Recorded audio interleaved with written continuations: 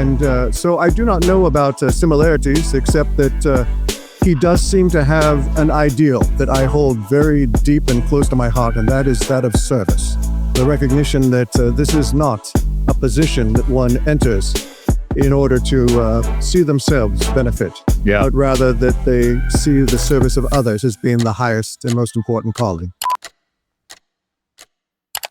All right, here at AmFest with the one and only George Washington. How's it going? It's a pleasure to be with you, sir. What you been up to today? Well, most of the time I've been visiting with the many attendees here, and I must say I've been very impressed by the diversity of faces I see and their ideals.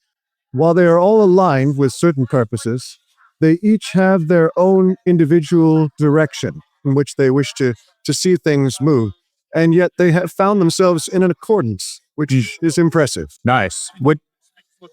Oh, certainly. Which ideas have impressed you the most that you ran into this event? Of course, I'm always very pleased to see anyone who is talking about standing by the rule of law in the Constitution.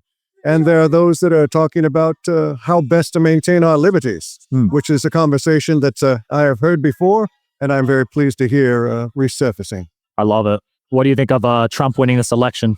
Well, sir, I cannot actually speak to anything beyond what I have seen myself. And while I do not know the man, I have heard some of his words here today, and I have been very impressed with his dedication to the people of America, which is one of the greatest causes a president can ever possibly have. Any similarities you see between yourself and Trump?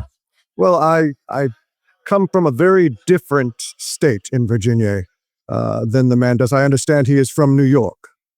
And so I do not know about similarities, except that he does seem to have an ideal that I hold very deep and close to my heart, and that is that of service. The recognition that this is not a position that one enters in order to see themselves benefit, but rather that they see the service of others as being the highest and most important calling. I love it. Everything going well with your vice president?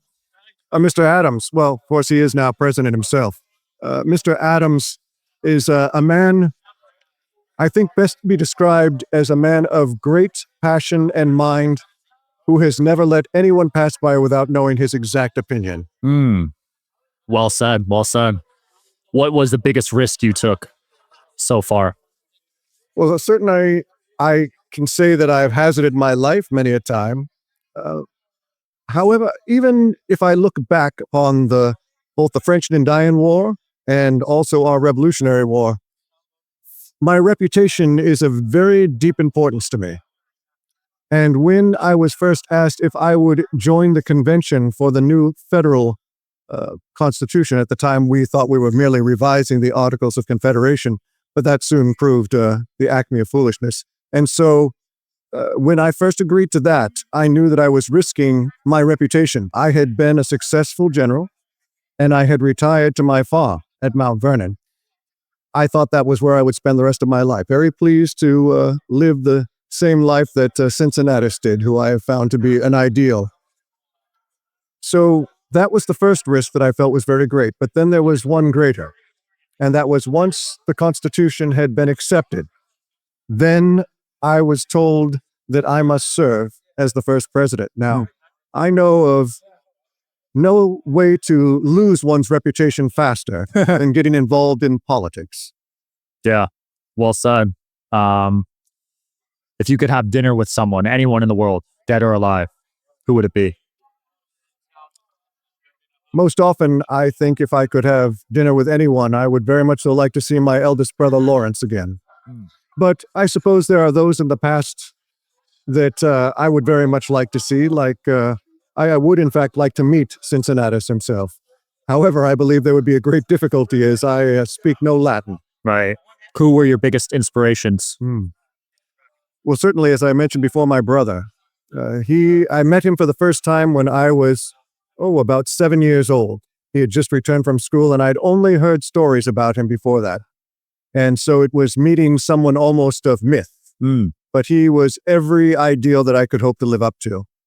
But I would say certainly my father, and I have certainly tried throughout my lives to emulate the scriptures. inspirations, of course, as I said, Cincinnati. Shout out to today's sponsor, Prolon. If starting the year with a fast feels a little daunting, you're not alone. There's an entire community of individuals wanting to make a meaningful decision in their health, just like you. This is what makes group fasting so powerful and why I'm joining in on Prolon's January Longevity Challenge, which is a coach-led program to set you up for fasting success. Prolon's fasting mimicking diet is a revolutionary plant-based nutrition program that nourishes the body while making cells believe they're fasting. I got all 5 boxes here and I'm starting day 1 tomorrow. It's researched and developed for decades at USC's Longevity Institute and backed by leading US medical centers.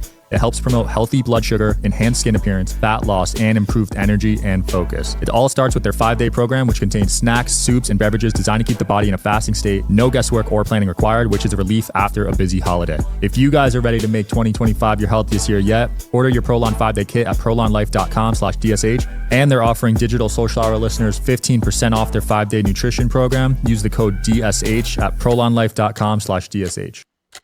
And of course, the works of Mr. Addison, the play Cato, I have found to be something that was of inspiration to me throughout my life.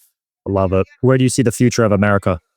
Well, sir, the future of America is always in becoming the people that we have described ourselves to desire to be. That is what was described in the Declaration, and that we have now enshrined in our Constitution as a way to achieve the goals that we first laid out for ourselves. That is the future of America. I believe in time, our people will continue to expand and grow. And as they do, I hope that we might become the breadbasket of the world. I have already tried to make all kinds of adjustments to my farms and experiment to find the best way possible to, as I say, experiment with different types of farming that other people are not able to because they cannot risk as I can. No. If I should have a bad season, it shall not be the end of me. For some of my neighbors, a bad season of farming, and they will see the end of their whole livelihood. I love it. Mr. Washington, what's next? And what do you want to close off with? Well, sir, for me, the next thing is that I am retired, very happily. The banks of the Potomac have been calling me for some time. And after 8 years of war and 8 years in the presidency, I hope that I have earned some time under my own vine and fig tree. But my hope for America is that she would always be virtuous and always be worthy of the sacrifices that were made so that she might have her liberties. Well said. Thanks for your time. Indeed, it's been a pleasure, sir. Thanks for watching, guys. Check out Washington.